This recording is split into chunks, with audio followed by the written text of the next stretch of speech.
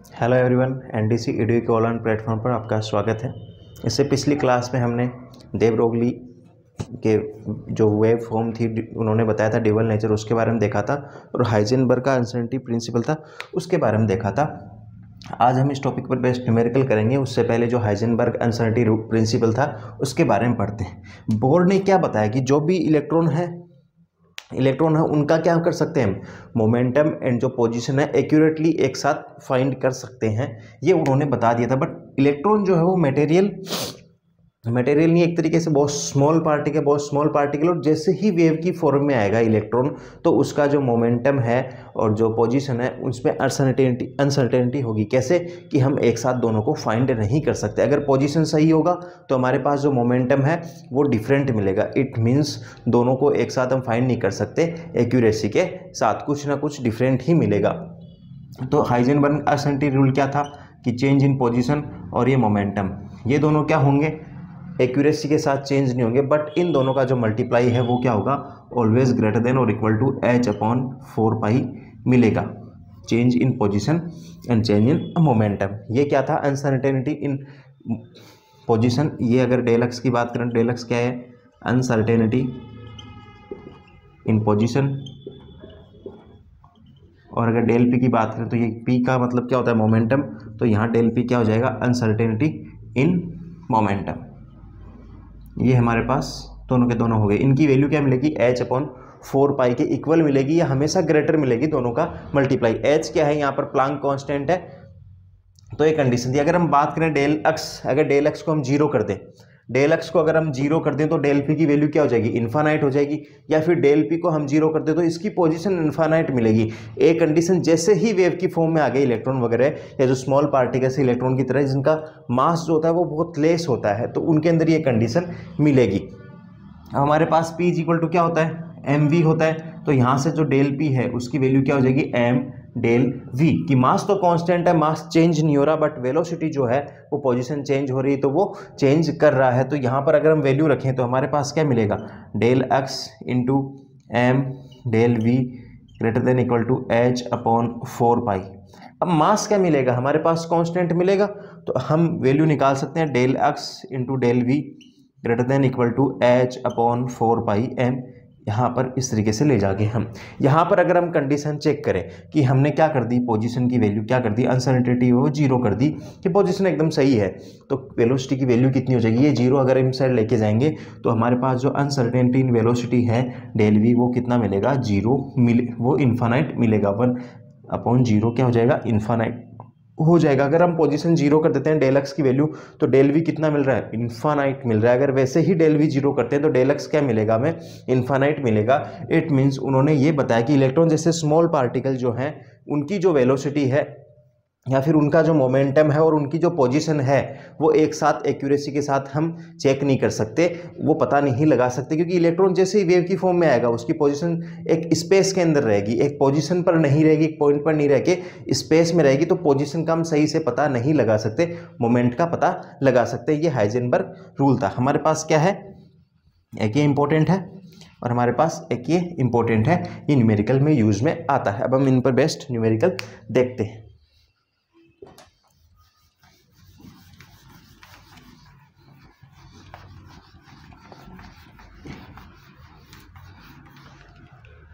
अगर हम यहाँ न्यूमेरिकल की बात करें तो हमारे पास क्या दिया हुआ है, जो देव ब्रोगली है हमारे पास उससे रिलेटेड क्या होंगे, न्यूमेरिकल होंगे। कि हमारे को ये क्या बोल दिया, द मास ऑफ पार्टिकल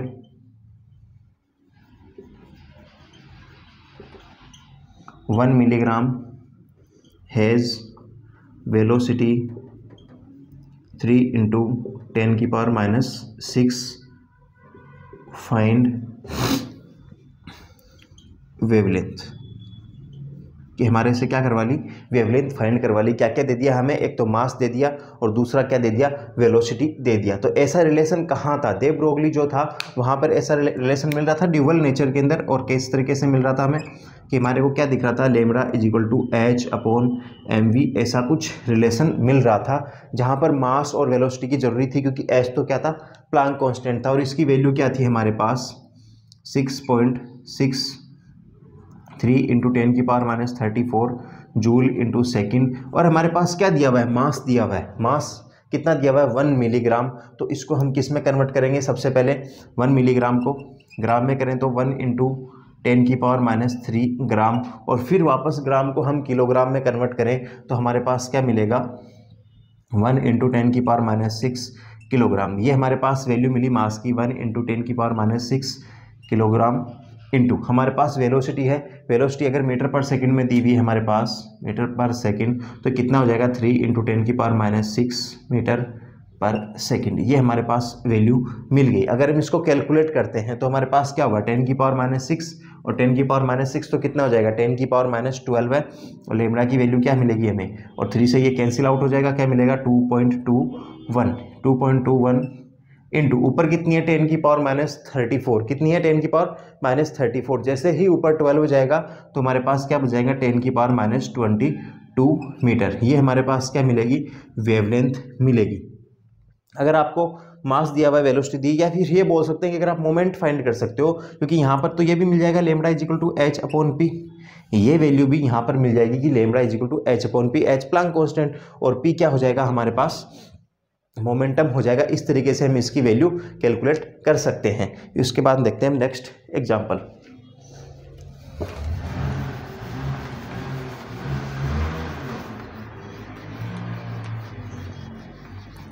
हमारे पास नेक्स्ट एग्जांपल क्या है, हमारे को क्या बताया हुआ है,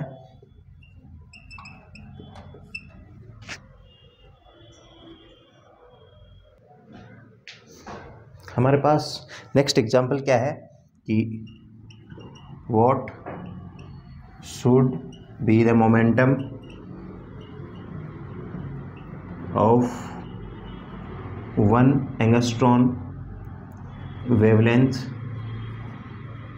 कि हमारे पास क्या होगा, हमारे को वेवलेंथ दी हुई है 1 एंगस्ट्रॉन, तो हमारे पास मोमेंटम फाइंड करना है उसको। तो सेम ही रूल, सेम ही फॉर्मूला हम यूज में ले लेंगे। हमारे पास क्या है, lambda is equal to h/p, और हमारे पास किस में दी हुई, वेवलेंथ 1 एंगस्ट्रॉन में दी हुई। यहाँ पर आपको ये भी बोल सकता है कि आप जो मोमेंटम है, ये जो आपको ये एंगस्ट्रॉन की वैल्यू है वो सेंटीमीटर में कन्वर्ट करो, और h की वैल्यू आपको किस में दे दे, erg इंटू सेकेंड में दे दे। तो आपको किस तरीके से कैलकुलेट करेंगे, सबसे पहले तो हम जूल को देख लें, जूल को अर्ग में कन्वर्ट कर सकते हैं, क्योंकि 1 जूल इज इक्वल टू क्या होता है 10⁻7 अर्ग होता है। तो h की वैल्यू हमारे पास क्या होगी, यहाँ से lambda is equal to 1 angstrom, और 1 एंगस्ट्रॉन को अगर हम कैलकुलेट करें लेमड़ा की वैल्यू मीटर के अंदर कन्वर्ट करें तो 1 एंगस्ट्रॉन इज इक्वल टू क्या हो जाएगा, 1 इंटू 10⁻10 मीटर। ये हमारे को क्या मिलेगा, लेमड़ा की वैल्यू मिलेगी। और प्लैंक कांस्टेंट क्या है, h की वैल्यू कितनी है 6.63 इंटू 10⁻34 जूल इंटू सेकेंड। अगर आप जूल इंटू सेकेंड में यूज में नहीं ले रहे हो तो हमारे पास ये क्या मिल जाएगा 10⁻27 अर्ग इंटू सेकेंड मिल जाएगा। और यहाँ पर अगर हम कैलकुलेट करें तो यहाँ से p इज इक्वल टू h/लेमड़ा मिल जाएगा हमें, h/लेमड़ा। हमने क्या कर दिया, इनको इंटरचेंज कर दिया। हमारे पास h की वैल्यू क्या है, यहाँ से 6.63 इंटू 10⁻34 जूल इंटू सेकेंड, और यहाँ पर लेमड़ा की वैल्यू हमारे पास क्या है 1 angstrom, it means 1 into 10⁻10 metre. यहाँ से अगर आप मोमेंटम की वैल्यू निकाल रहे हो तो कितनी मिलेगी, नीचे तो 1 ही ओनली पावर है, तो जैसे ही 10⁻10 ऊपर जाएगा तो आपको क्या मिल जाएगा 6.63 इंटू 10⁻24। आपको मोमेंटम किस फॉर्म में मिलेगा, mv होता है, m क्या होता है, मास होता है, किलोग्राम मीटर इंटू सेकेंड। ये क्या मिलेगा आपको, किलोग्राम मीटर इंटू सेकेंड। ये आपको ग्राम, सेंटीमीटर और सेकंड में भी फाइंड करवा सकते हैं। कैसे, अगर आप यहीं पे मोमेंटम की वैल्यू जो सबसे पहले तो आप जो ये जूल इंटू सेकेंड दिया हुआ है इसको अर्ग में कन्वर्ट करोगे तो 6.63 इंटू 10⁻27 अर्ग इंटू सेकेंड अपॉन आप जो वेवलेंथ दी हुई है उसको जैसे ही सेंटीमीटर में कन्वर्ट करोगे तो क्या मिलेगा 1 इंटू 10⁻8 सेंटीमीटर। ये आपको क्या मिल जाएगा, वेवलेंथ की वैल्यू मिल जाएगी। और जैसे ही कैलकुलेट करोगे तो 10⁻8 कम होगा, ऊपर जाके प्लस हो जाएगा, तो आपको यहाँ पर वैल्यू क्या मिलेगी 6.63 इंटू 10⁻19 ग्राम सेंटीमीटर पर सेकेंड। ये आपको किसकी वैल्यू मिलेगी, मोमेंटम की वैल्यू मिलेगी। इस तरीके से कैलकुलेट कर सकते हैं। बट आपको एक चीज़ का ध्यान रखना है कि आप जो क्वांटिटी में वैल्यू रख रहे हो, जो भी यूनिट्स है वो सारी या तो SI होनी चाहिए, MKS में होनी चाहिए या फिर CGS में होनी चाहिए। ऐसी नहीं है कि आपने यहाँ जूल इंटू सेकेंड रख दिया और यहाँ पर एंगस्ट्रॉन रख के सोल्व कर रहे हैं, आपको गलत मिलेगा। और हो सकता है फर्स्ट ऑप्शन वही मिले जो आपका निकल रहा हो, या फिर आप इसको सेंटीमीटर में रख रहे हो, आपको ये अर्ग में दे दी, आपको जो यूनिट यूज में लेनी है वो सेम सिस्टम में लेनी है। हो सकता है वो SI सिस्टम में हो और हो सकता है वो CGS सिस्टम में हो। अगले ने किस में फाइंड करवाई है वो भी पता करनी है। जैसे यहाँ पर कुछ नहीं दिया हुआ तो आप SI की तरफ जाओ। अब आपको ये बोल दे कि मोमेंटम जो है वो ग्राम इंटू सेंटीमीटर पर सेकेंड में फाइंड करो, तो आप कौन सा यूज करोगे? तो आप इसको यूज में करोगे। आप H की जो वैल्यू है या तो पहले से CGS में रखो और जो वेवलेंथ की दे रखी है वो पहले CGS में रखो, या फिर आप क्या करोगे, इनको पहले MKS या SI सिस्टम में रख के बाद में CGS में कन्वर्ट कर लोगे। इस चीज़ का ध्यान रखना है क्योंकि यूनिट को लेके भी क्या हो सकता है, क्वेश्चन गलत हो सकता है। इसके बाद में हमारे पास नेक्स्ट क्वेश्चन,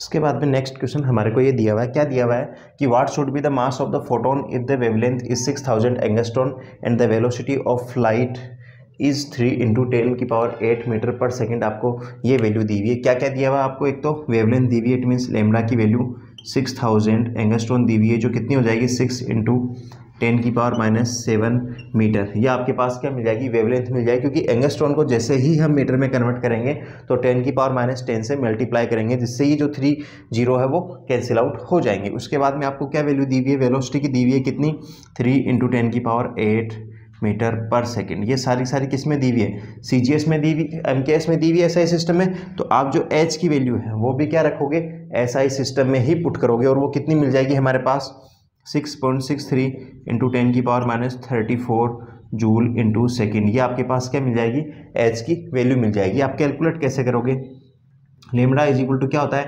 H/P, और P की वैल्यू हमारे पास क्या मिल जाएगी H/mv। ये हमारे पास क्या मिल गई, mv, और इनकी वैल्यू मिल गई। आपके पास फाइंड क्या करना है, आपको मास फाइंड करना है। तो मास को आप यहाँ ले आओ H/λv। जो आपके पास फाइंड है, ऑलरेडी नोन है, उनको आप राइट हैंड साइड में रख लो, बाकी को लेफ्ट हैंड साइड में रख लेते हैं। तो आपके पास क्या मिलेगा, m is equal to H की वैल्यू 6.63 × 10⁻34 जूल इंटू सेकेंड, और आपके पास जो लेमडा की वैल्यू है मीटर में आपने कन्वर्ट कर ली, वो कितनी है 6 ×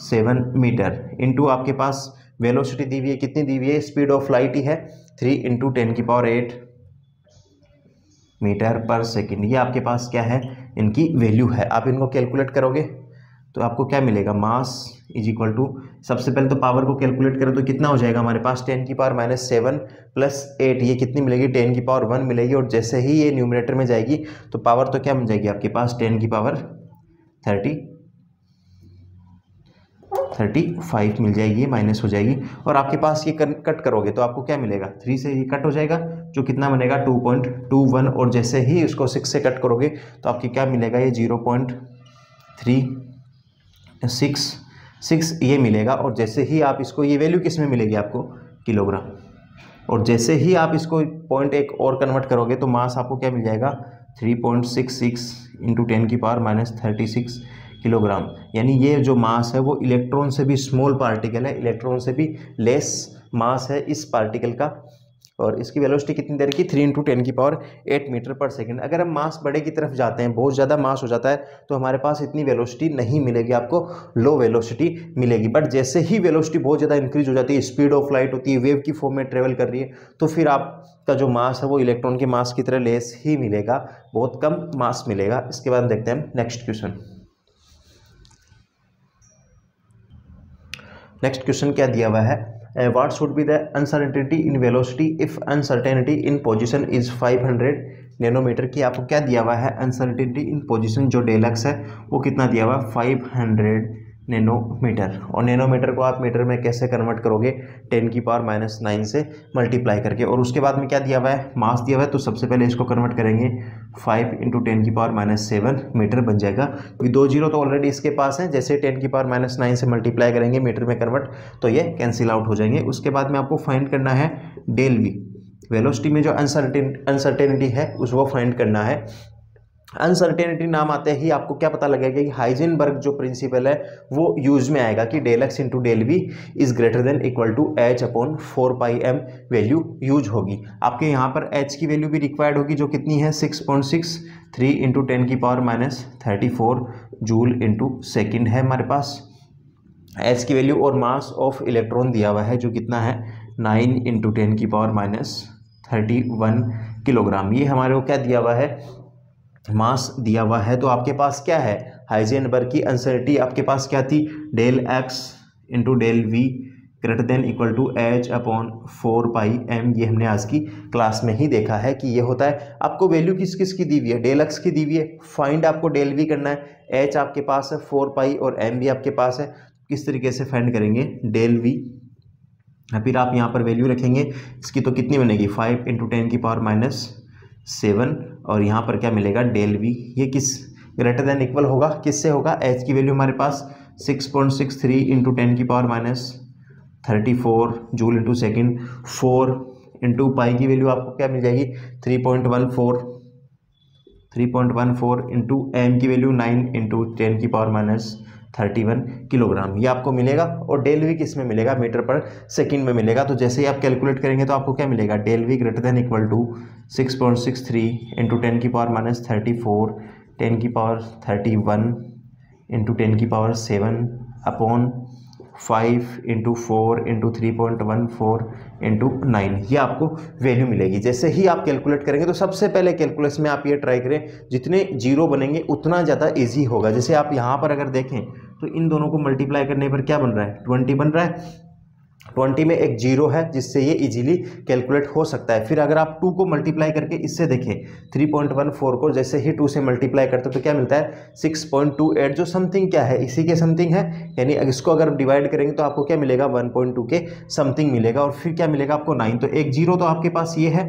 तो अगर डेल वी कैलकुलेट करते हो तो सबसे पहले पावर को करो तो 10⁻34 बेस से हमें पावर ऐड होगी -34 प्लस 31 कितना बचा -3 -3 में 7 ऐड करोगे तो +4। तो आपको ऊपर क्या मिल जाएगी पावर, तो क्या मिल जाएगी 10 की पावर +4 मिल जाएगी। आपके पास नीचे एक पावर और बच के 10 की जो ऊपर जाए क्या हो जाएगी 10 की पावर -1। फिर आपको क्या मिलेगा यहाँ पर 2 बचेगा और 2 को जैसे ही आप 3.14 के साथ मल्टीप्लाई करोगे तो क्या मिलेगा 6.28 मिलेगा। और 6.28 से इसको डिवाइड कर दोगे 6.63 को तो ये समथिंग इक्वली है। तो आपको ये अगर वैल्यू लिखना है अप्रोक्सीमेट तो 1.2 मिल जाएगी।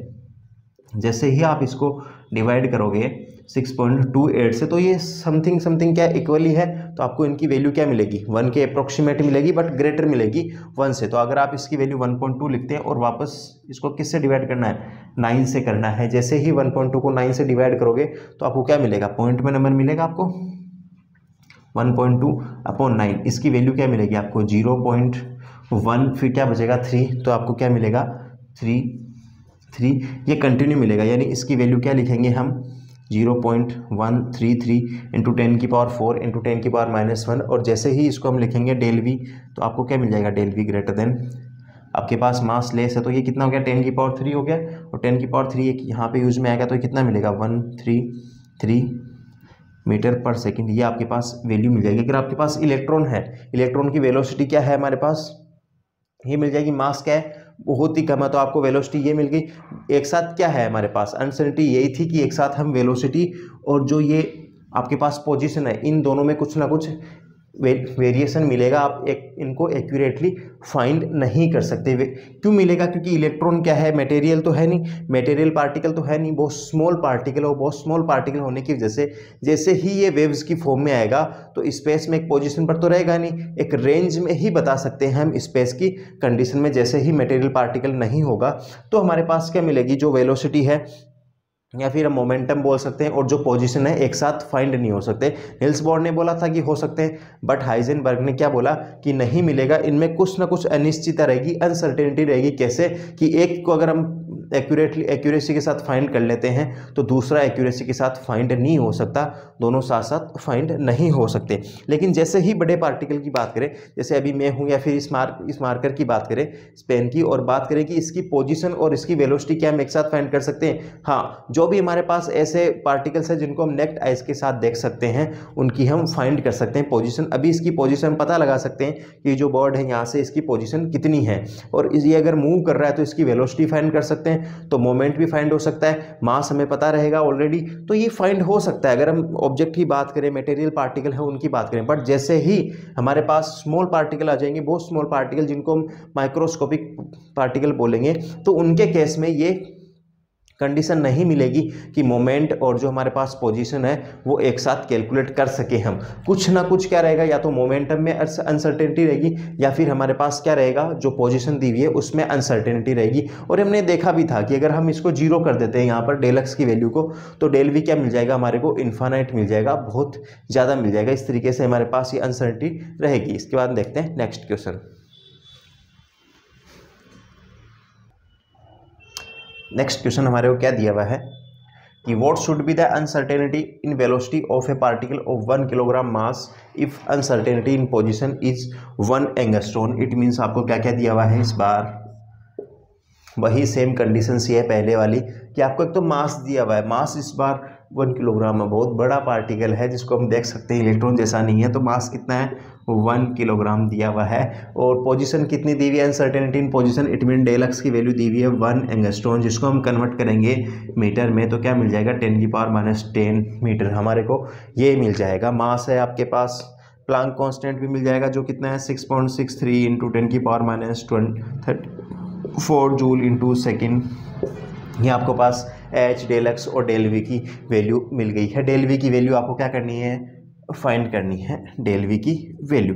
इट मीन्स अनसर्टेनिटी ऑफ जो पार्टिकल है हमारे पास जो प्रेजेंट है उसका फाइंड करना है वेलोसिटी। क्या था हमारे पास, del x into del we greater than equal to H upon 4πm। ये हमारे को कैलकुलेट करना है। क्या कैलकुलेट करना है, डेल वी। बाकी कंडीशन दी हुई है आपको, डेल एक्स दिया हुआ है, uncertainty in position, H Planck constant दिया हुआ है, 4π कांस्टेंट है, मास 1 किलोग्राम दिया हुआ है। तो आप डेल वी कैसे फाइंड करोगे, del we greater than equal to H upon 4πm into del X, ये आपको मिल जाएगा। वैल्यू पुट कर दो तो del we is equal to क्या हो जाएगा 6.63 into 10⁻34 joule into second upon 4π। Pi की वैल्यू कितनी है 3.14 इंटू डेल एक्स की वैल्यू कितनी है हमारे पास 1 इंटू 10⁻10 मीटर, ये आपको वैल्यू मिल जाएगी। तो आप जैसे ही 10⁻10 को ऊपर लेके जाओगे तो आपके पास क्या बन जाएगा 10⁻24 बन जाएगा। इट मीन्स आप ये तो लिख सकते हो 10⁻24 और ये किसे मिलेगा मीटर पर सेकंड में मिलेगा। इस तरीके से आप क्या कर सकते हो, ये वैल्यू तो पता लगा सकते हो। जैसे ही आप इसको मल्टीप्लाई करोगे तो ये कितना मिल जाएगा 12.56 ये मिल जाएगा। और ये कितना होगा, अभी देखा था हमने 6.63 उसका जस्ट डबल के समथिंग ही होगा।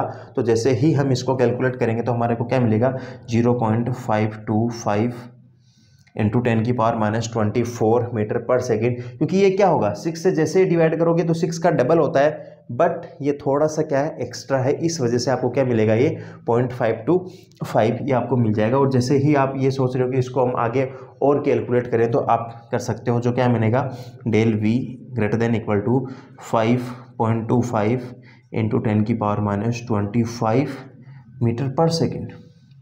यानी अगर हमारी पोजीशन की बात करें कि हमारी पोजीशन वो हमारी पोजीशन क्या 1 किलोग्राम का जो मास दे रखा है उसकी अनसर्टेनिटी इन पोजीशन 1 एंगस्ट्रॉन में बहुत कम है अनसर्टेनिटी, और उसका मास भी क्या है ज़्यादा है 1 किलोग्राम ऑब्जेक्ट इतना हो जाएगा। अगर हम जनरली बात करें तो जो हम नेक टाइट से इजीली देख सकते हैं, बहुत बड़ा है 1 किलोग्राम, तो फिर भी जो हमारे पास क्या मिल जाएगा वेलोसिटी में इसमें भी अनसर्टेनिटी मिलेगी कुछ ना कुछ, बट ये क्या केस होगा नेग्लिजिबल का केस होगा जिसको हम काउंट नहीं करेंगे। तो अभी हमने जैसे पिछले क्वेश्चन में बात की थी कि अगर हमारे पास बड़ा पार्टिकल मिल जाता है जिसका मास क्या है ज़्यादा है, या फिर जिसको हम नेक्ड आई के साथ देख सकते हैं, तो अनसर्टेनिटी नहीं होगी। जैसे अभी हमारे में अनसर्टेनिटी नहीं है, बट जैसे ही इलेक्ट्रॉन के पार्टिकल इलेक्ट्रॉन वगैरह की बात करें उसके जैसे पार्टिकल की, तो उनके अंदर क्या मिलेगी अनसर्टेनिटी मिलेगी।